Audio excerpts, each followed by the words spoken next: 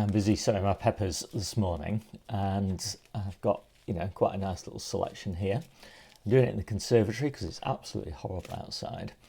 But it just strikes me that as I'm doing this, that if you watch a lot of YouTube videos, you get the impression that you've got to have had all your seeds sown already. And I think that's because a lot of people now are growing with lights.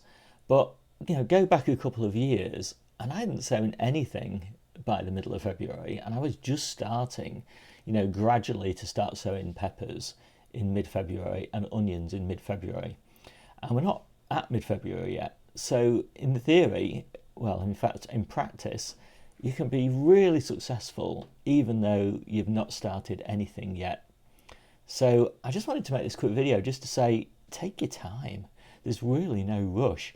And a lot of things that you see people like myself sowing now, A, I'm sowing with grow lights, and B, I'm sowing because I want a really early crop, and it won't necessarily be a great crop. And that's an important thing to remember. Sowing at the optimum time means you get probably the optimum yield. I often sow early because I'm not looking for the optimum yield. I'm just looking to bridge the hungry gap because we're self-sufficient in veg, we don't buy anything from the shops. And so when we're running out of stuff, we don't mind that it's a suboptimal harvest. All we care about is it's a harvest. But if we'd sowed a little bit later, maybe 1 month, maybe 2 months later, we'd get a much better harvest. So if you've got less space, or you've not got the pressure that you've got from being self-sufficient, and that's just a gain for us. I mean, we can afford to buy things from the shops. But we just like the kind of added challenge that comes when you actually make a declaration effectively that you're going to be self-sufficient in veg. And it just gives you that more motivation and more fun from your gardening. But set that aside, most things you really want to be sowing it from the middle of February onwards. Things like brassicas are much better sown in March than they are sown now. And I've got a growing guide that I wrote a couple of years ago that was applicable when I didn't have any grow lights.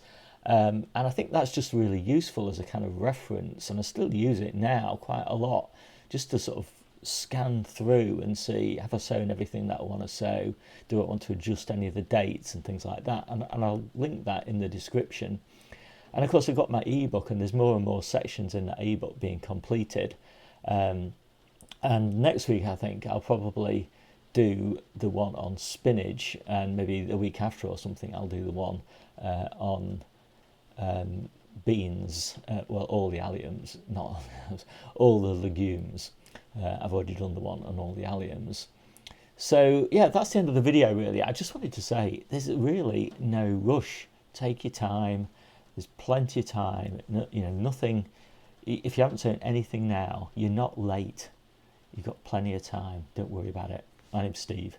This is the Seaside Kitchen Garden and Allotment channel, and I'll see you soon.